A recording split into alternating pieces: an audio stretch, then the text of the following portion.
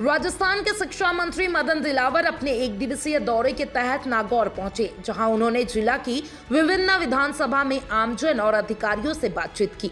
इस दौरान उन्होंने न केवल प्रदेश की शिक्षा व्यवस्था से जुड़ी कई अहम योजनाओं और सुधारों पर जानकारी दी, बल्कि कांग्रेस के वरिष्ठ नेता और पूर्व मंत्री गोविंद सिंह डोटासरा पर तीखा हमला भी बोला। दिलावर ने डोटासरा के विधानसभा की प्राक्कलन समिति से इस्तीफा को प्रासंगिकता के परे बताया और विधायक पद छोड़ने की चुनौती दे डाली।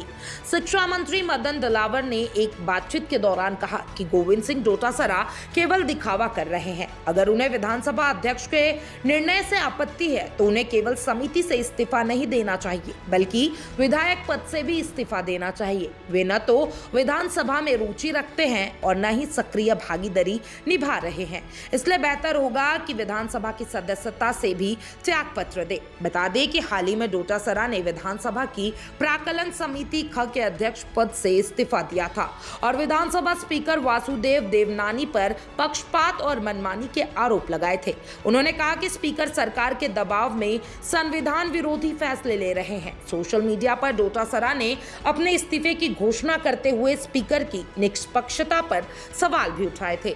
शिक्षा मंत्री दिलावर ने बोर्ड परीक्षा की पारदर्शिता को लेकर कहा कि सरकार पेपर लीक जैसी घटनाओं को रोकने के लिए नए तरीके अपना रही है। उन्होंने बताया कि माध्यमिक शिक्षा बोर्ड को निर्देश दिए गए हैं कि पाठ्यक्रम को खंड में बांटा जाए और प्रत्येक खंड का अलग अलग प्रश्न पत्र बनाया जाए, जिसे बाद में असेंबल कर छात्रों को परीक्षा में दिया जाएगा। इससे प्रश्न पत्र की गोपनीयता बनी रहेगी।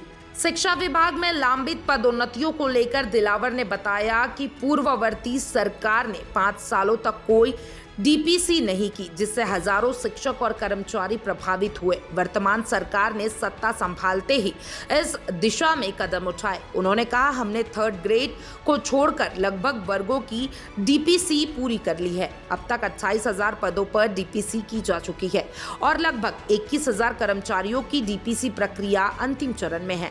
उन्हें जल्दी नई नियुक्ति दी जाएगी। शिक्षा मंत्री ने कहा कि शिक्षा में नवाचार अनिवार्य है। तकनीकी के साथ कदम ताल करते हुए शिक्षा विभाग नए प्रयोग करेगा ताकि विद्यार्थियों को गुणवत्ता वाली शिक्षा मिल सके और परीक्षा प्रणाली पारदर्शिता बनी रहे। साथ ही उन्होंने संकेत दिए कि आने वाले समय में स्कूलों की व्यवस्था में भी डिजिटल टेक्नोलॉजी के माध्यम से सुधार किए जाएंगे।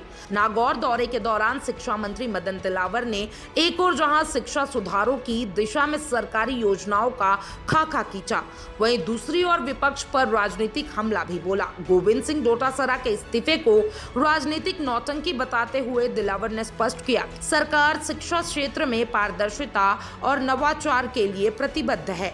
तमाम ऐसे अपडेट्स के लिए चैनल 4 न्यूज राजस्थान के साथ बने रहे।